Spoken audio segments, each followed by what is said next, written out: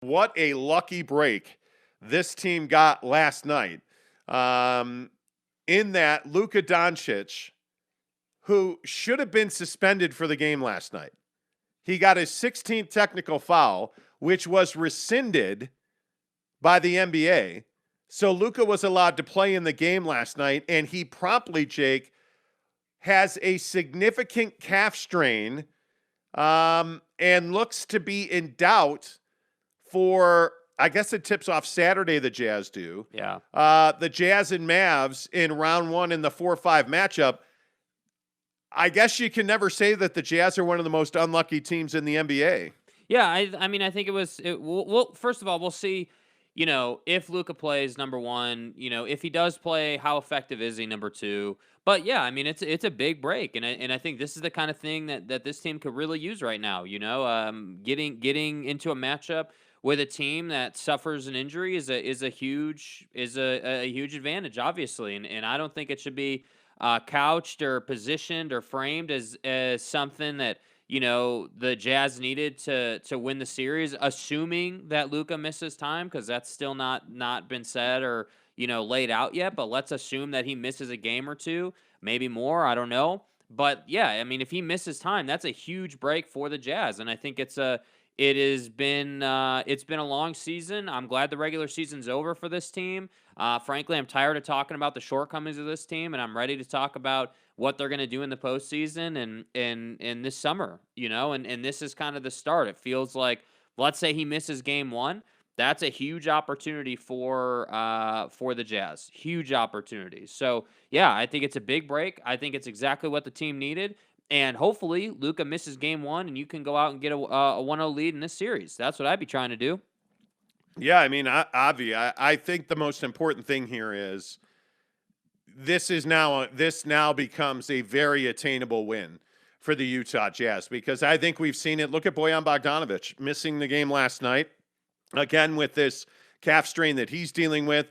Calf strains are notoriously bad, and the kind that Luka suffered, where if you didn't see it, he was trying to run up the floor and went to push off of his left leg, which was fully extended behind him, and he got hit by a sniper. It's the Kobe Bryant calf strain that turns into an Achilles tear, and it is one of those things that does not heal quickly. Calf strains take forever to heal, and I think I don't know what you guys think. I don't know what you think. I think this is absolutely a huge break for the Utah Jazz. I mean, you have had one of the roughest stretches in the last 6 to 8 weeks that this Utah Jazz franchise has had in recent memory. Mm-hmm. You were propelling yourself forward to a first-round exit from the playoffs, likely dismantling this team, which I still think happens. And then Luka blows this calf out last night. Jake, I don't know what more opportunity this team needs to win a playoff series than this right here. And I actually think it's imperative that this team win a series. Yeah, I think it's, yeah. I mean, that's 100% true. I think if you were to have a first round exit, that would be really rough and not something you want to deal with. I think at least going out in the second round, you can kind of deal with that. But yeah, I think when you look at the Dallas Mavericks roster, Luka is obviously the guy who makes everybody around him better. I think that, if and assuming that Luka misses game one, let's say, which again is Saturday, 11 a.m. Mountain Time, Jalen Brunson's going to be the guy that's going to have to carry the load, I think. I mean, he's the guy that, looking at their roster, that you would plug in there and ask to play make. And so, then that means that, Hardaway's got to step up, or, you've got a Finney Smith that needs to step up. Like these other guys, like Bertans is another guy, an X factor. When he's playing well, this Mavericks team is a much different team than when he's really struggling. So we'll see. But yeah, I think, if you were to, worst case scenario, this is a really deep and long series, and somehow you get outlasted in 7 games and Luka comes back and, the middle of the series, that would be a really rough way to go out. But frankly, I think that, yeah, again, to keep it positive, this is the break you needed. This is basically the best case scenario for you, because either way, with what happened to Luka and the way that went down, he's not going to be 100%. He's not going to be, the guy you saw the last time around where, he's going by everybody and just torturing you in the mid-range. So that's the best part about it, in my opinion. Even if he does come back, you can't tell me the guy's going to be able to play, 40 minutes plus and be the dominant player that we know him to be. So it's a huge break. I think that the Jazz couldn't ask for much better, and hopefully they can. Hopefully, I wish Luka well. I hope he gets healthy. But if you're a Jazz fan,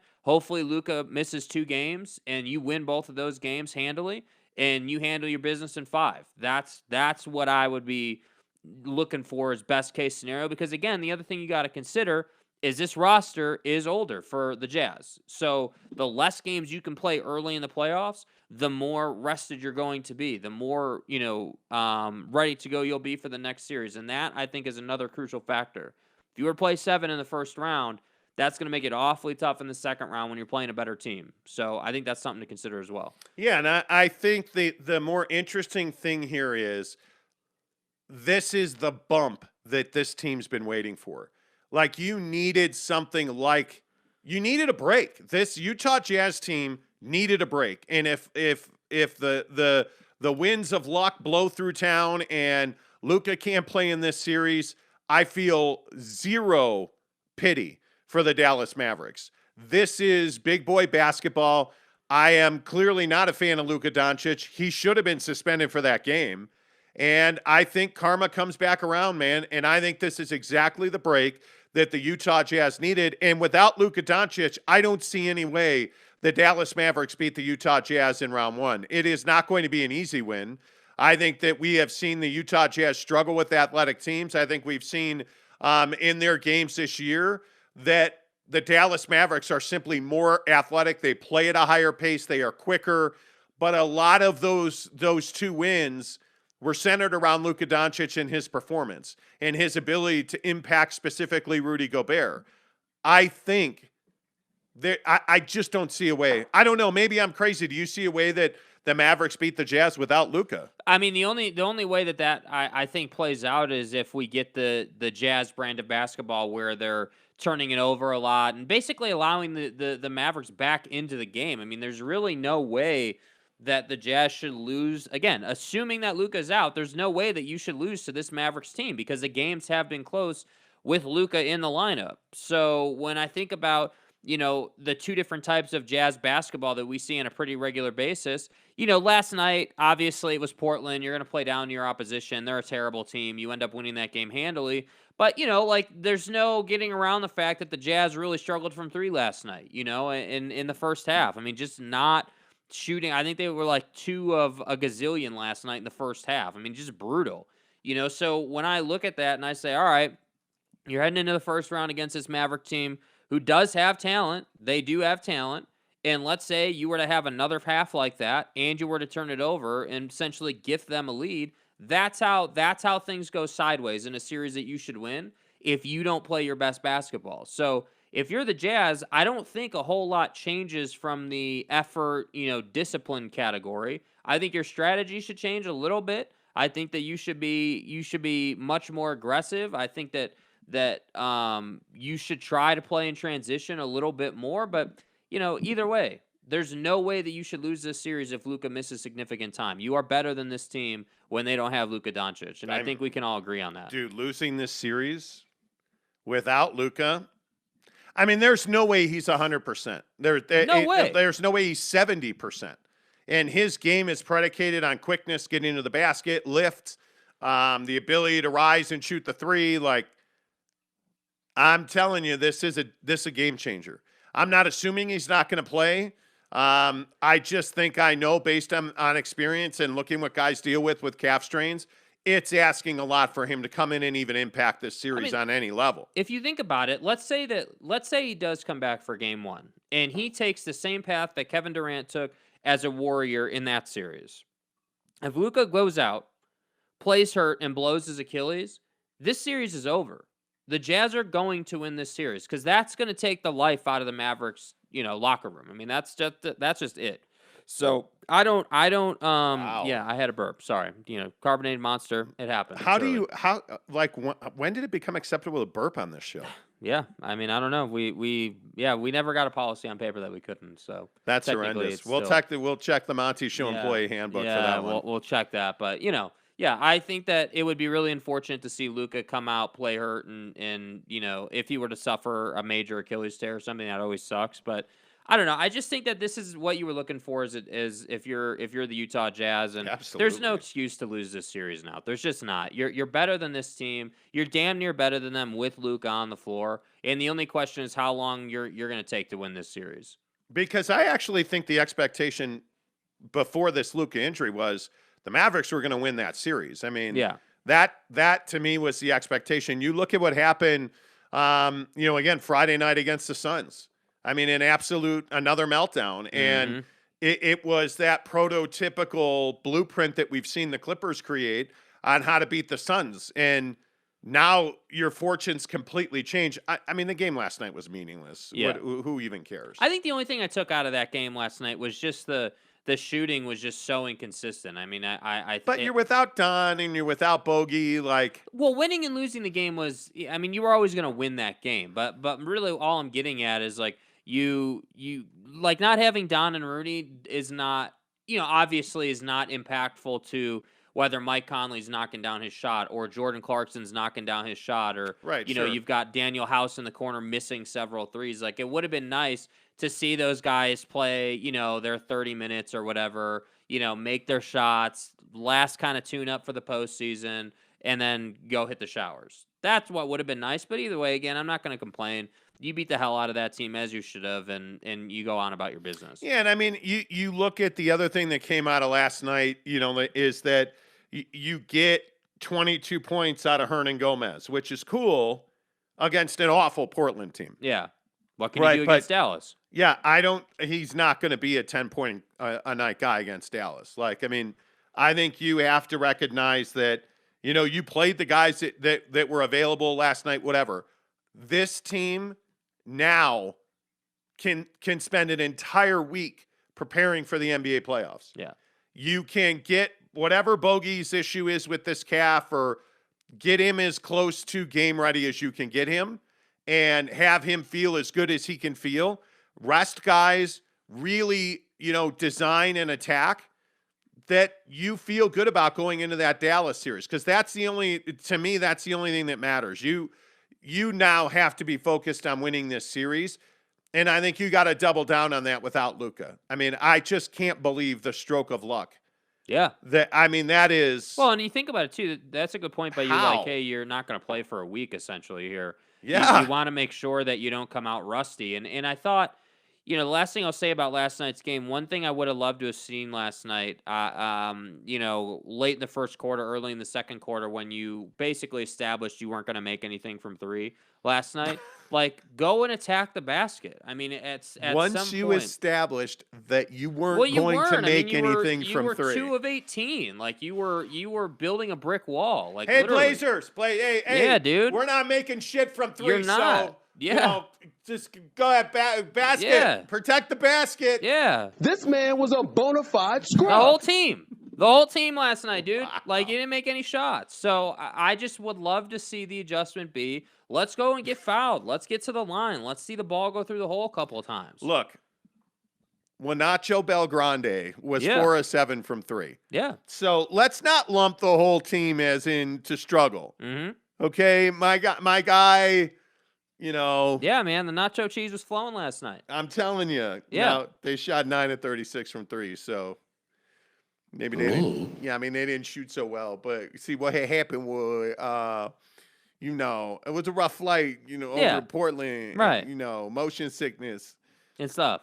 I didn't feel so good. Anyway, the point is, this game last night was meaningless. Who cares? It doesn't mean a thing. I think some of the storylines around the NBA last night were absolutely not meaningless. Right. I mean, the fact that the Lakers won that game. Yeah. And Austin Reeves can hoop, man. Did you see the dunk by Matt McClung in overtime? Yes. That was unbelievable. Showtime. What do you do with the Lakers? I think this is a huge talking point. Because I think when you look at the grand scheme of things, especially in the West, the lower tier teams this year, the table's kind of flipped. I mean, that you're able to go into Denver and you put up 146 points on the Nuggies without AD and LeBron. Yeah. I that's incredible. I mean, and you also, by the way, didn't play Westbrook in that game. You got 31 out of Austin Reeves, 41 out of Malik Monk. I mean, There's a young Colt on that team that's got a lot to play for, and I think Malik Monk wants to be the next Lou Williams kind of guy, Lou Williams obviously is a legend as a sixth man, and I think Malik Monk wants to be that guy, and I think he's showing that he can be. He's shown he can be instant offense coming off the bench, and I think that when you rebuild or retool, whatever you want to use as far as the Lakers are concerned, when you go through that process, you got to not be so selfish with the bottom portion of your roster. You have to be smart and be willing to pay some guys. And, I understand that you're paying AD, Russ, and LeBron a ton of money. But, again, you are the Lakers. This is the bed you made. And now it's time to, back up the Brinks truck and bring some guys in who can actually contribute. And I think that hopefully, when you're done with this process, the only conundrum you have left is Russ and AD, because I think we can agree Braun's still got, gas left in the tank. I don't like how he handled this season. I don't like that he sat out and didn't live up to, in my opinion, what a Laker legend should be. He quit on this team. Dude. Yeah. They missed the playoffs by 1 game. Yeah. And he quit on this team. Yeah. And everybody wants to talk about him being a legend and, what a season. I think this was a terrible season for LeBron James. Yeah.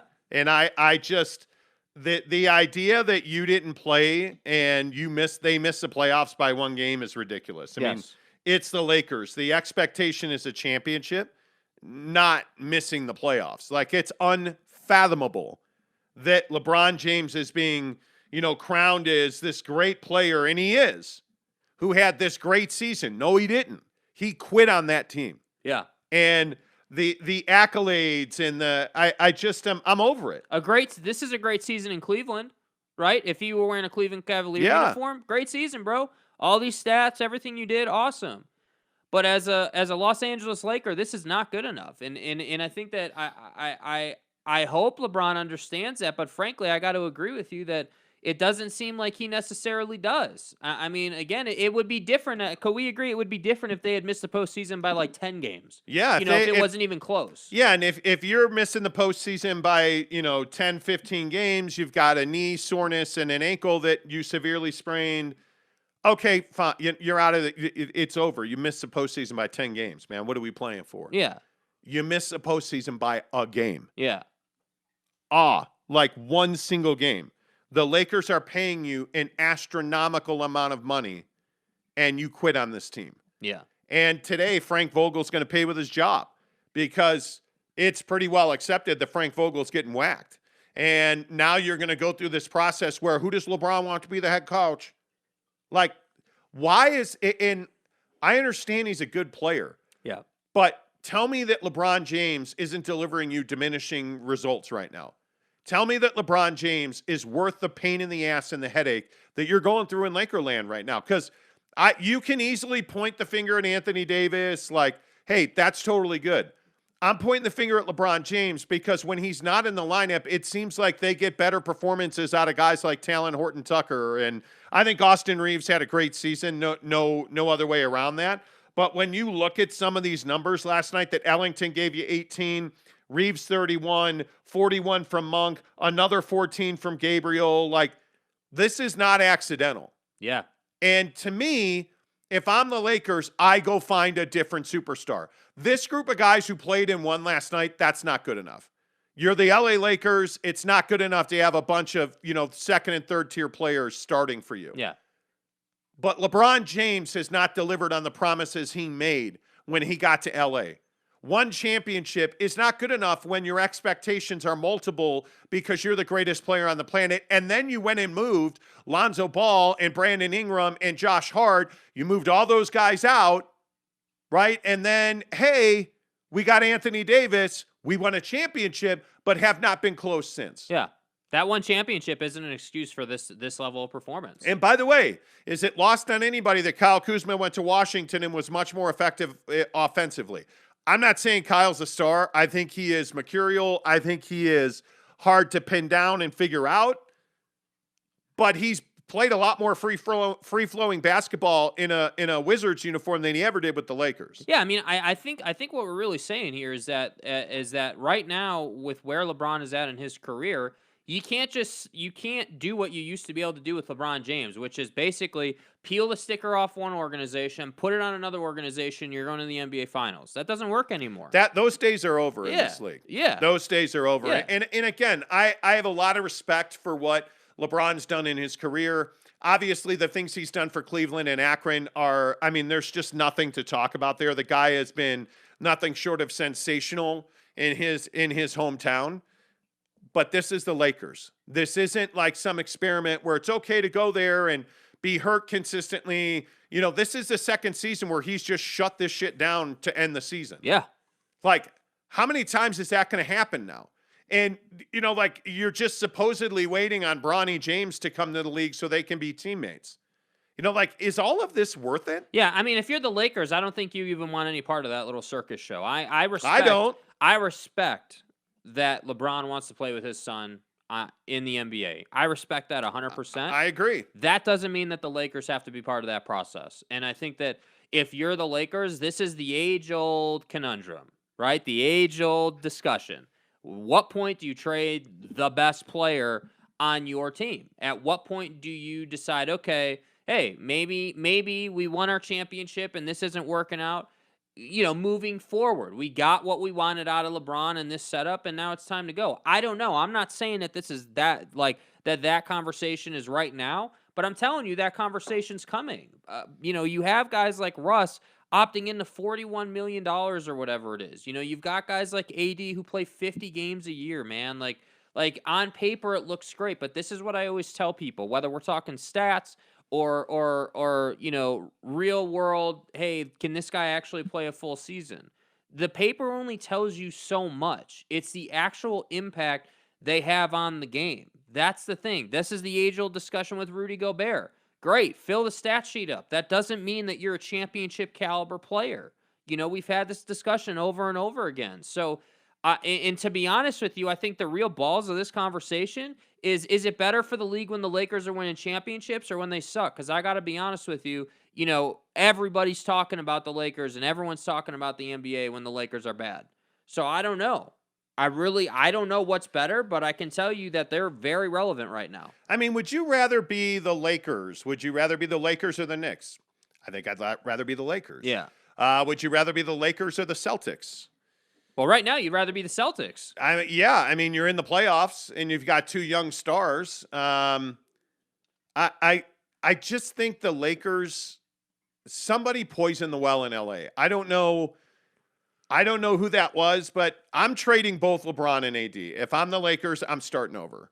And yes, it's going to be tough for a year, but I would trade LeBron and AD. This is what I say about the Jazz all the time. You're either contending for a championship or you're not. And if you're not, and you're repeatedly not, which the Lakers are and the Jazz are repeatedly not contending for a championship, you got to change what you're doing. And right now, I think when you look at the Lakers, they got to change what they're doing. And I would not be hanging on to LeBron, as the end-all, be-all. And if he wants to go play with Steph, hey, call Golden State. He wants to go play with Dame, call Portland. He wants to whoever and wherever, call him. Because you can't tell me, A, that there aren't teams out there that he would want to go to. B, the other thing is, I don't believe he wants to leave the Lakers. There's a lot of people saying that LeBron may want to leave the Lakers. No, come on. He is making so much money being a Laker, whether they win or lose. Just the idea that his hub is LA is making him billions of dollars. His family is thriving. I mean, it is not close that he loves being a Laker for a lot of reasons. But you have got to go and get somebody that can at least, because if we're being realistic, you're not trading LeBron James. You're probably trading Anthony Davis and Talon Horton-Tucker. Those are the two first guys that you're probably looking to move. And then you got to figure out this Westbrook situation, whatever the hell that winds up being. But my point is, you've got to figure out how to fix this situation. And my biggest question is Jeannie Buss capable of doing that? And the answer is, I don't think so. Not in the near term. I don't see them winning a championship in the next 2 years. I don't, unless something completely changes and this team somehow changes their stripes and spots completely. I don't see that changing. The idea that you didn't trade Russell Westbrook for John Wall, I understand you didn't want to add salary in the long term. But if you don't have the balls to trade Anthony Davis, that's when you're going to know. If they trade Anthony Davis, that's when you're going to know they're serious about winning and winning right now. Because I think that's the only way out of it. I really do.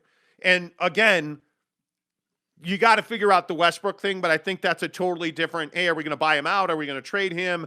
Are we going to take on another bad contract? Like, can I go back to Houston and make the John Wall trade, but maybe make it differently with a third team that can help us do X, Y, or Z? You got to figure that out. The bottom line is you don't need a whole lot to contend for a title in LA. You've got good young pieces. You've finally got to figure out LeBron and AD. Mm-hmm. You've got to do that.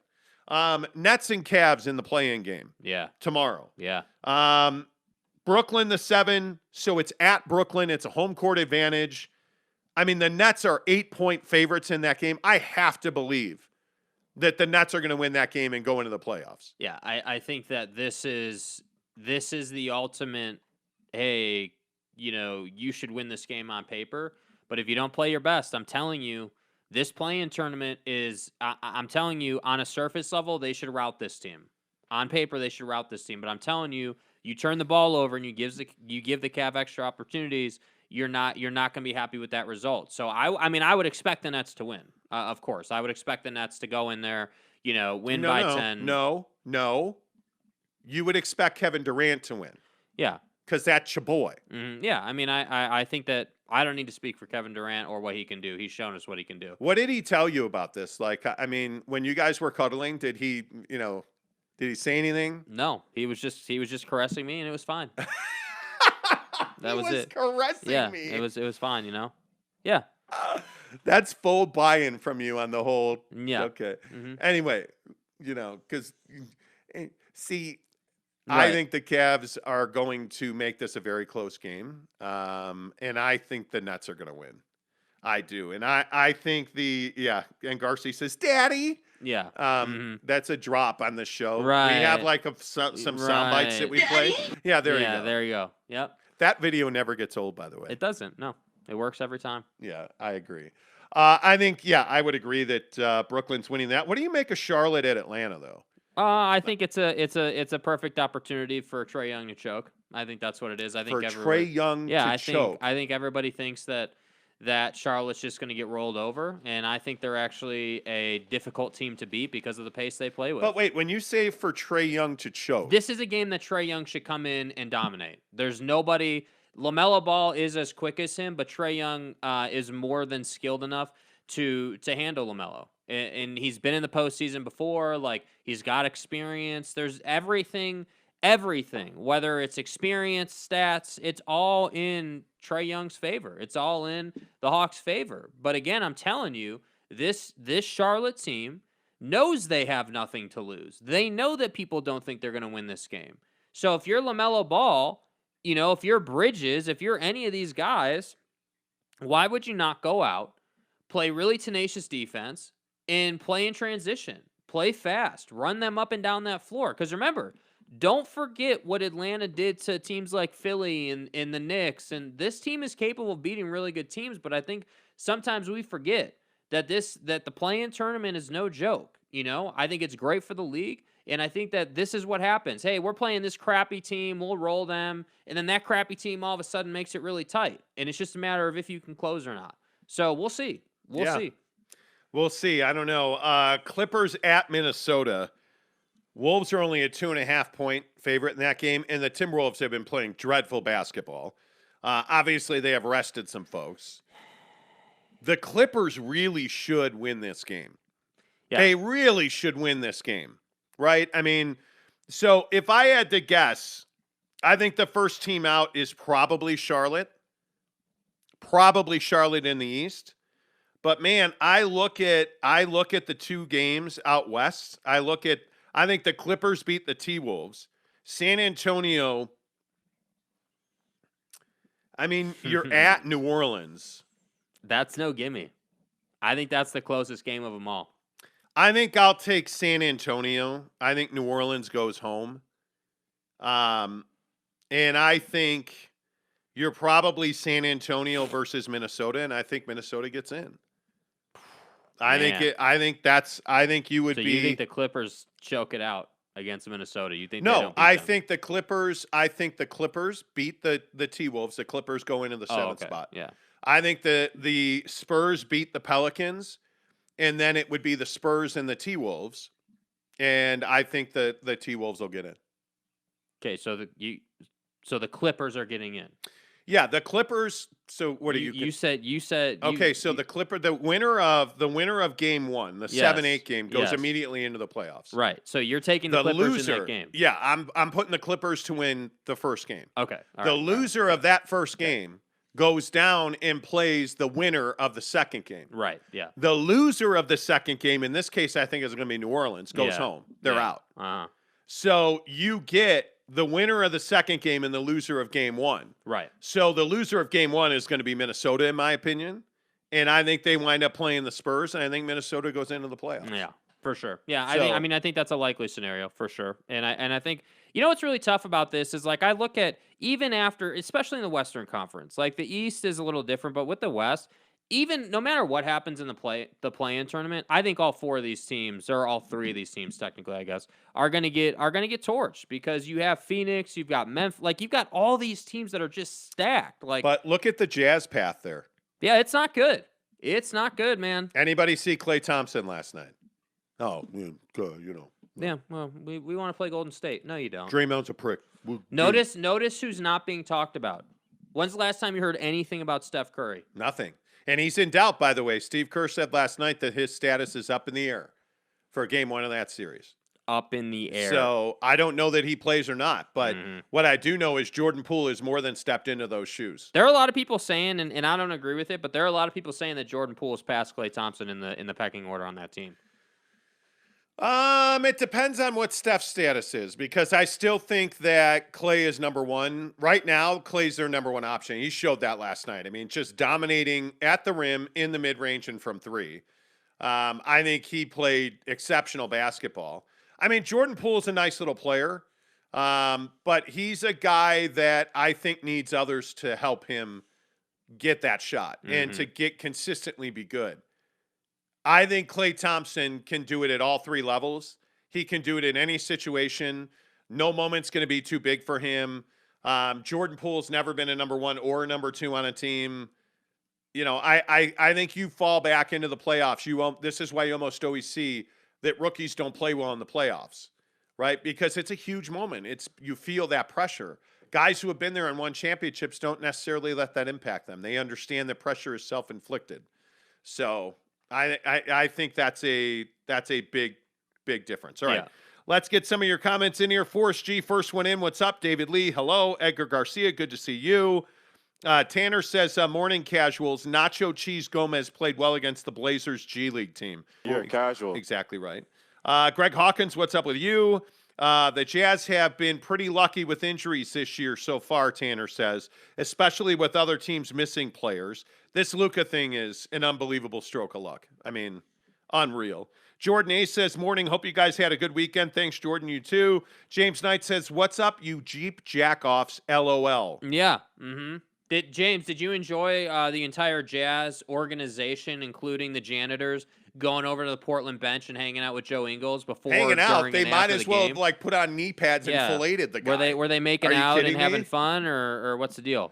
Tanner said, I heard a rumor that if Utah gets bounced in the first round, Down will want to go out of Utah this offseason. Do you guys think that's true? No.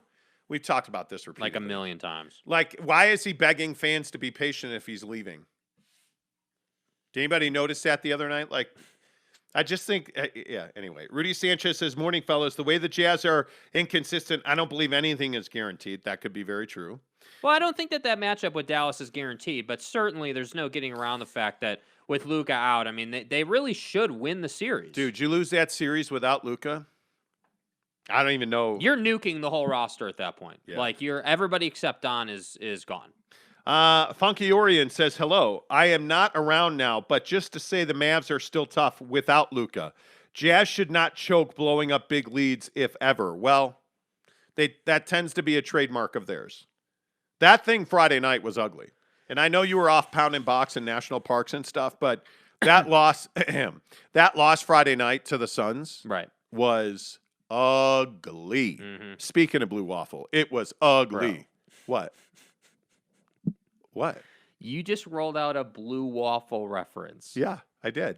Keep it real. Yeah, that was some ugly stuff that was happening down there on Friday night. That's not good. Jeremy Bolton says, well, hello there. Hey, baby.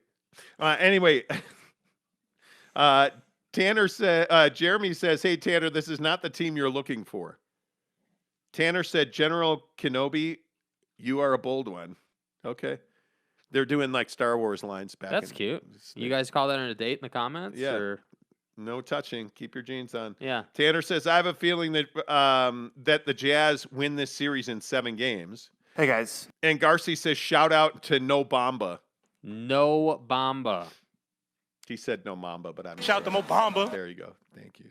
Let's see. Rudy Sanchez says, Bleacher Report just said Frank Vogel extended 5 years. No, he did not. Okay. If the Jazz lose this series against the Mavs, team with an injured Luka Doncic, a good chunk of this fan base will need therapy. Already needs therapy. Jeremy Bolton says, guys, no, Luka means no Luka's mom. Ooh. Yeah, I'm going to need that Luka mama, baby. You know what I'm saying? Yeah. And Garcia says, love the Luka mom. Everybody loves Luka's mom. How do you not love Luka's mom? Hey, baby.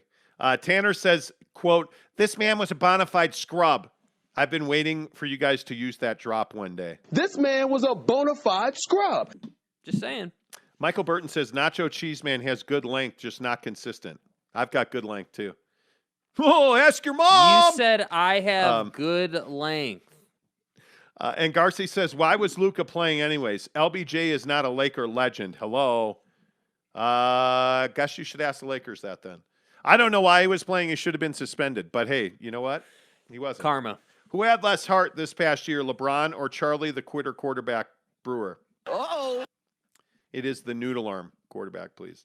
Michael Burton says, I saw that Lakers might look to trade AD. Jeremy Bolton says, LeBum. See, that's a play on LeBron. Right. It's bum Where, with LeBron, but you take the Bron off and you add the with the so bum. it just all works together and Yeah. stuff.